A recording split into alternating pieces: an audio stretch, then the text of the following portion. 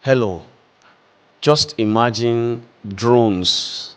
We are talking about drones, missiles, and some other stuff falling on your ship or your ship being attacked.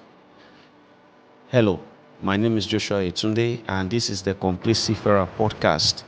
Now, today I want to actually talk about these issues, the recent development as a result of the ongoing war with Iran and the Red Sea area. Okay, so gone are the days when we just go to sea and then everything is nice and easy, cool and calm, and it's just the sound of the sea you are hearing, the sloshing, the splashing of the water. Today we are having drones, we are having missiles flying around, especially in the areas where we have wars. All right, so it calls for an appropriate response. There is now the need for us to begin to think about how we are going to survive at sea. Okay, how we are going to survive at sea. The sea work, or the maritime work as it were, it's the backbone of every economy. So irrespective of how tense or how severe the environment where we're working has become, the reality is that the job must be done. Some people need to still carry out the job, however, with an accelerated or accentuated challenges. And so we need to learn how to survive with the new environment that we find ourselves, which is a wall-like operation, or wall-like operation areas we find ourselves. All right, these areas will still need the services of seafarers. All right, and then we cannot do without visiting this area. So once again, welcome to this podcast. And we have seen from the recent development how seafarers, the boats, the ships affected in these areas of the Persian Gulf, Arabian Sea, and the Strait of Hormuz had been affected. As at the last time I checked, over 20 to 21 vessels had been hit with either bombs or either mines or either missiles or drones, or whatever you can call it. They have been affected. Some ships have been abandoned. You see ships burning. You see crew getting injured. Few seafarers, maybe 3, 4, 7, I can't count the number, they actually died. As we speak, about 20,000 vessels, 20,000 seafarers are trapped in the Strait of Hormuz. They can't come out in the Persian Gulf. They can't come out through the Strait of Hormuz. About 2,000 ships are still there. Now, the issue now is the environment is changing. Okay, so there is a real threat.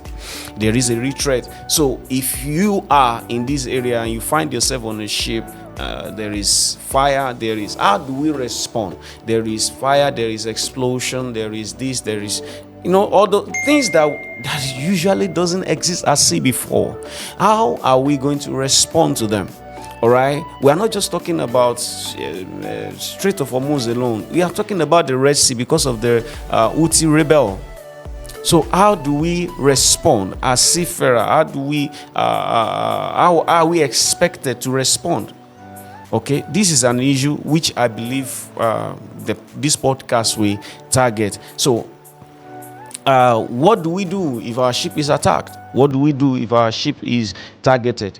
I believe the part of the things we can do, this is not going to be exhaustive, but I believe that there is already a standard procedure. Every ship has a standard procedure to adopt in the event of you being attacked. And if you don't have it, this is the time for the companies to begin to look at, okay, how do we respond when there is a drone attack, when there is a missile launch against the ship?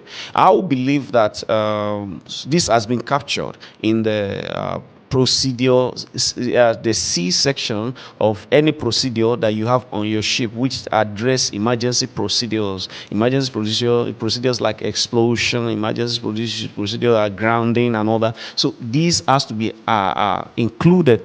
This is a requirement as per ISM code.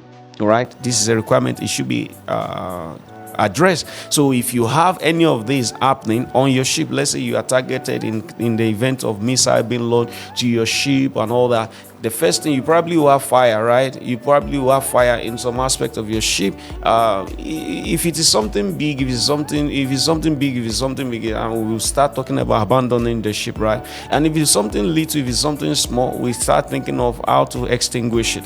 And so we talk about our fire party.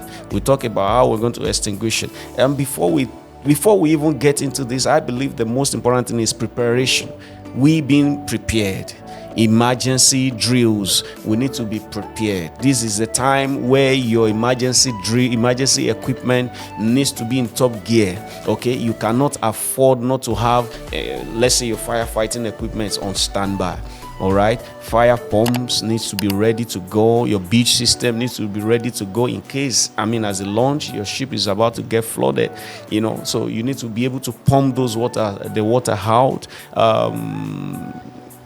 Think about all your emergency fire pump, emergency DG being ready to go, your engines being on standby, you increase redundancy for your engine. This is the time for all the main engines to be in ready to go mode. It's not the time to say, oh, this machinery is not working and you are going to go to bed like that. So all our equipment has to be ready to go. Most importantly as well, equipment for emergency lightning, they have to be ready. Okay, because when you are hit, you can be hit in such a way that, okay, maybe you start having water starts seeping into your vessel. All right, water starts seeping in your vessel. Your ballast equipment has to be ready to go.